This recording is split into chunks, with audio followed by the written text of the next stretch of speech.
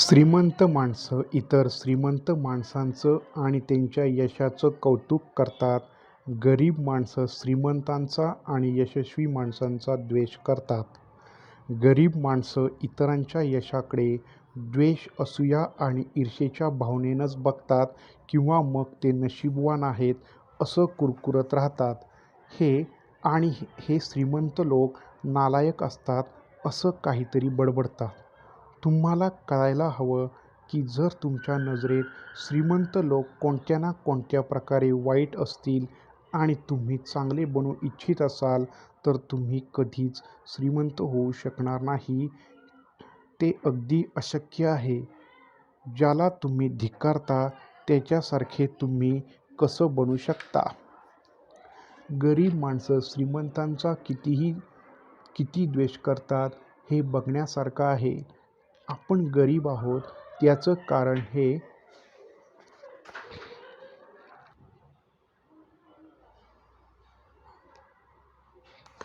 गरीब माणसं श्रीमंतांचा किती द्वेष करतात हे बघण्यासारखं आहे.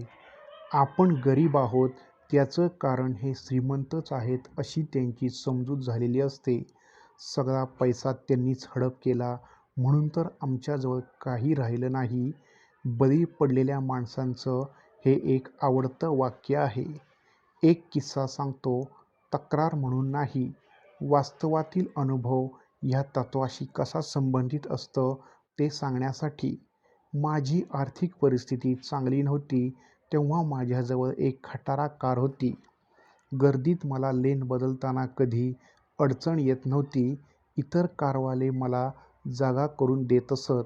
पण मी श्रीमंत झाल्यावर मी जग्वार कार घेतली आणि सगळंच बदललं.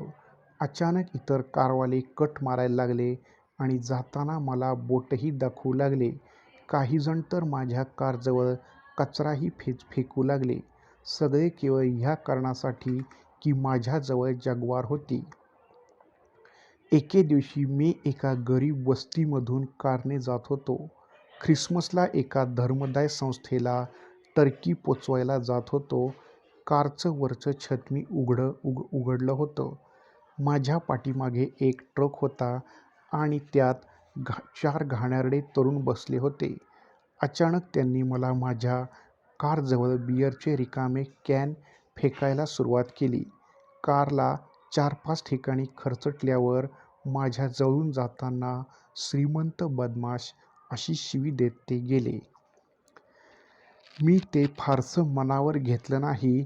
पण नंतर एकदा असंच दुसऱ्या एका गरीब वस्तीमध्ये कार एका रस्त्यावर उभी करण्याची वेळ आली. 10 मिनिटांनी मी परत आलो तर माझ्या कारवर चावीने काहीतरी ओरखडे काढले होते. पुढच्या वेळी मी शहरातील त्याच वस्तीत गेलो तेव्हा मी भाड्याची फोर्ड एस्कॉर्ट गाडी घेऊन गेलो आणि आश्चर्य म्हणजे मला मागच्यासारखी कोणतीच अडचण आली नाही. कोणास ठाऊक ते गरीब असतात म्हणून श्रीमंतांचा द्वेष करतात किंवा श्रीमंतांचा द्वेष करतात म्हणून गरीब असतात. आधी अंडे की आधी कोंबडी त्यांच्यासारखीच ही गोष्ट आहे. उत्तर काही का असेना ते गरीब आहेत हेच सत्य आहे.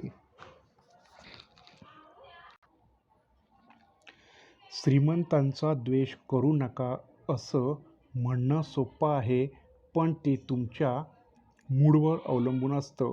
ह्या सापळ्यात कोणीही अडकू शकतो. मी सुद्धा असाच एकदा मी माझ्या हॉटेलच्या खोलीत जेवत होतो. एका तासाने मला माझ्या सेमिनारला जायचं होतं. खेळाच्या बातम्या पाहण्यासाठी मी टीव्ही लावला तर मला एका चॅनलवर ओपेरा विन्फ्री दिसली. मी टीव्हीचा चाहता नसलो तरी मला ती आवडते. जगातील इतर कोणाहीपेक्षा तिने इतक्या लोकांवर सकारात्मक प्रभाव पाडला आहे की त्याचा परिणाम तिला मिळालेल्या पैंपैवर नव्हे तर त्याहीपेक्षा जास्त पैशांवर तिचा खरा हक्क आहे. मध्यंतरी ओपेरा हेली बेरी या अभिनेत्रीची मुलाखत घेत होती. स्त्री अभिनेत्रीच्या इतिहासातील सर्वात मोठा 20 दशलक्ष कोटींचा करार हेलीनं एका चित्रपटासाठी कसा मिळवला त्याबद्दल ती विचारत होती. तेव्हा उत्तर देताना हेली म्हणाली की पैशाला महत्त्व नाही, माझ्या मागून येणाऱ्या अभिनेत्रींना मार्ग सोपा जावा म्हणून मी ही भूमिका मिळवण्यासाठी संघर्ष केला. ते ऐकताना मनातल्या मनात मी तिला म्हणालो, "हो, हो, खरंय. तुला काय वाटलं? तुझी मुलाखत बघणारा प्रत्येक माणूस मूर्ख आहे. पैशासाठीच केलंस तू. बाकीचं सगळं बकवास आहे, नाटकं आहेत." ऐकायला इतकं छान वाटणारं हे वाक्य लिहून दिल्याबद्दल तू तुझ्या संपर्क अधिकाऱ्याला गलिच्छ रक्कम दिली असणार. माझ्या मनात नकारात्मकता निर्माण होत चालली होती, पण तिचा प्रभाव माझ्या मनावर पडण्याआधीच मी स्वतःला सावरलं. मी तिला मोठ्याने ओरडून म्हणालो, "आधी म्हटलेले रद्द. तू हे सांगितल्याबद्दल धन्यवाद." मी स्वतः श्रीयुत मिलेनियर माइंड असूनही खरोखरच हेली बेरीच्या पैशाचा द्वेष करत होतो ह्यावर माझा विश्वास बसत नव्हता. मग मी तिला ओरडून सांगितलं, "शाब्बास, फार छान केलंस, पण तू इतके कमी पैसे का घेतलेस? $3 कोटी घ्यायला हवे होतेस. तू इतकी चांगली अभिनेत्री आहेस की तुझा तो अधिकार आहे." असं म्हटल्यानंतर मला खूप बरं वाटायला लागलं. हेलीला हे पैसे कशासाठी हवे आहेत हा खरा प्रश्न नव्हता. प्रश्न हा होता, मी कसाही विचार केला तरी हेलीच्या आनंदात आणि संपत्तीत काय फरक पडणार आहे, पण त्यानं माझ्या आनंदात आणि माझ्या संपत्तीत नक्कीच फरक पडणार आहे. आणखी एक लक्षात ठेवा, तुमच्या मनात येणारे तुमचे विचारच चांगले किंवा वाईट, चूक किंवा बरोबर नसतात, पण ते विचार तुमच्या मनात आले की तुमचा आनंद, तुमचं यश एकतर वाढवतात किंवा कमी करतात. माझ्या मनात नकारात्मक भावना निर्माण होताक्षणीच निरीक्षणाची धोक्याची घंटी वाजवायला लागली आणि मी त्या क्षणी नकारात्मक भावनेला तिथल्या तिथंच नाहीसं केलं. श्रीमंत होण्यासाठी सर्वांग परिपूर्ण किंवा आदर्श बनण्याची काही गरज नाही, पण तुम्ही हे जाणून घ्यायला हवे की केव्हा तुमच्या मनातले विचार तुम्हाला किंवा इतरांना सशक्त बनवत नाहीत, याला जास्त महत्त्व आहे. म्हणून तुम्हाला जेव्हा असे जाणवेल की तातडीने पुन्हा सकारात्मक विचारांवर तुमचे लक्ष केंद्रित करा. हे पुस्तक तुम्ही वारंवार वाचा, म्हणजे तुम्हाला जलद गतीने व सहजपणे असे करण्याची सवय लागेल. हिऱ्याची खाण नावाची एक खूप जुनी गोष्ट आहे. रसेल कॉन्वेल यांनी 100 वर्षांपूर्वी त्यांच्या हिऱ्यांचे एकर या पुस्तकात लिहिलेल्या या वेधक गोष्टीचा उल्लेख मार्क व्हिक्टर आणि रॉबर्ट ॲलन यांच्या द 1 मिनिट मिलेनियर ह्या पुस्तकात करतात. तुम्ही श्रीमंत बनायलाच हवं असं माझं म्हणणं आहे आणि ते तुमचं कर्तव्यच आहे. तुमचे मित्र मला विचारतात की तू ईसाई पाद्री असून लोकांना श्रीमंत होण्याचा आणि पैसा कमवण्याचा सल्ला देत देशभर हिंडत असतो. हे खरं आहे का? हो, हे खरं आहे. मग ते म्हणतात, किती वाईट आहे हे. पैसे कमवण्याचा उपदेश करण्यापेक्षा बायबलचा प्रचार का नाही करीस? त्याला माझं उत्तर असं आहे की इमानदारीनं पैसा कमवायला शिकवणं हे बायबलचा प्रचार करण्यासारखंच आहे. ते हे कारण आहे. श्रीमंत माणसं सगळ्यात प्रामाणिक असू शकतात. पण त्यातला एक तरुण म्हणतो, मला तर आयुष्यात नेहमी असं शिकवलं गेलं आहे, पैसा जवळ बाळगणं म्हणजे बेईमानी, धोकेबाजी आणि असा माणूस क्षुद्र आणि निंदनीय असतो. माझ्या मित्रांनो, तुम्ही श्रीमंतांबद्दल असा विचार करता म्हणूनच तुमच्याजवळ पैसा नाही. तुमच्या विश्वासाचा हा पायाच चुकीचा आहे, हे मी स्पष्टपणे सांगतो. अमेरिकेतल्या 100 श्रीमंतांपैकी 58 लोक प्रामाणिक आहेत आणि म्हणूनच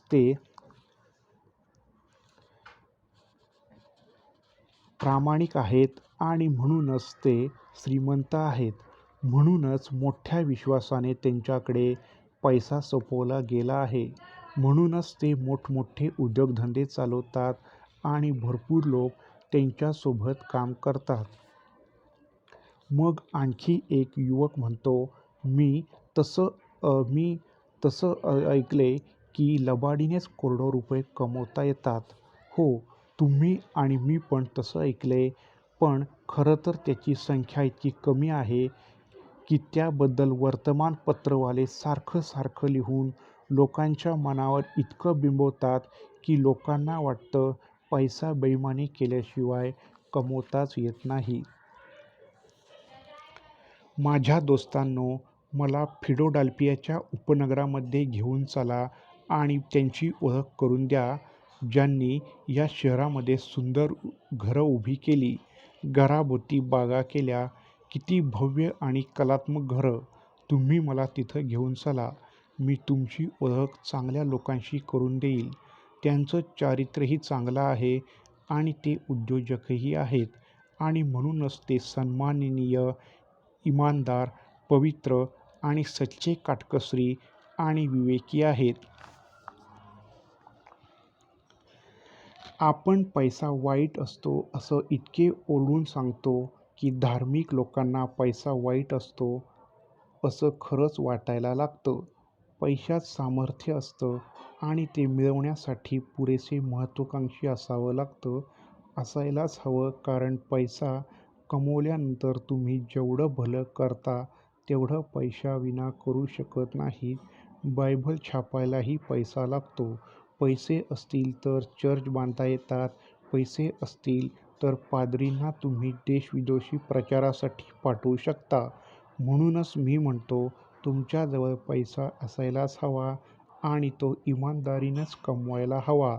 ते तुमचं कर्तव्य आहे आणि धार्मिक होण्यासाठी गरीब असावं लागतं हा फार मोठा, भयंकर गैरसमज आहे.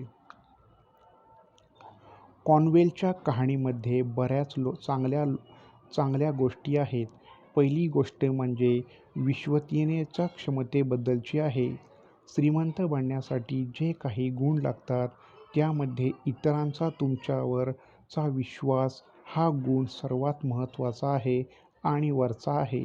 जरा विचार करा, ज्या व्यक्तीवर तुमचा जराही विश्वास नाही तिच्यासोबत तुम्ही व्यवसाय कराल का?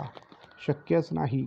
इतरांनी आणि अनेक जणांनी तुमच्यावर विश्वास ठेवला तरच तुम्हाला श्रीमंत होता येईल आणि त्यासाठी तुम्हाला विश्वासपात्रच असावं लागेल. श्रीमंत बनण्यासाठी आणि त्याहीपेक्षा महत्त्वाचं म्हणजे श्रीमंती कायम टिकून राहावी म्हणून कोणते गुण असावे लागतात यात काही शंका नाही की कोणत्याही नियमाला अपवाद असू शकतात.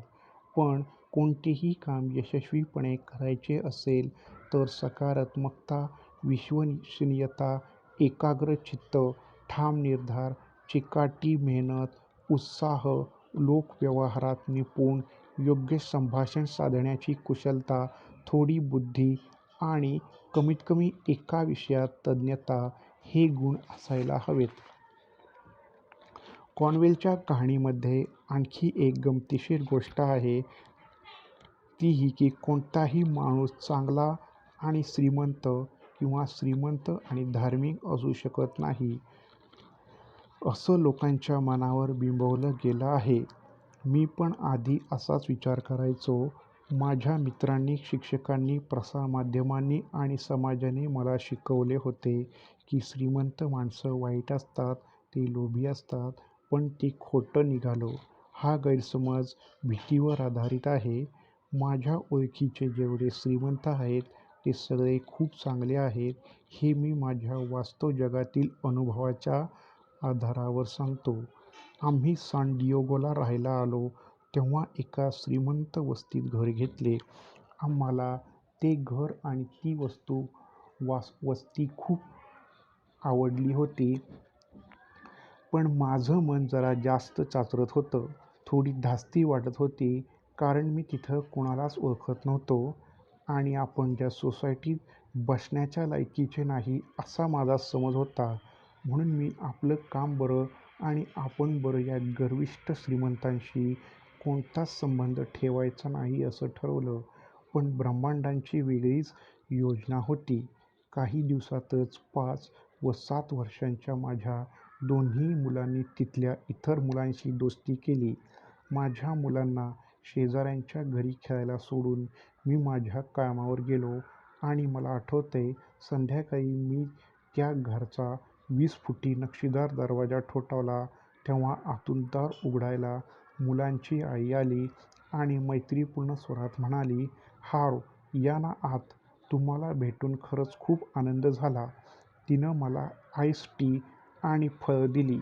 मी थोडासा घाबरतच होतो. मी शंकाखोरपणे विचारलं, "काय भानगड काय आहे?" मग तिचा नवराही आला. तो इतका वेळ मुलांसोबत स्विमिंग पूलमध्ये खेळत होता. तो म्हणाला, "हार्व, तुम्ही या भागात राहायला आलात हे फार चांगलं झालं.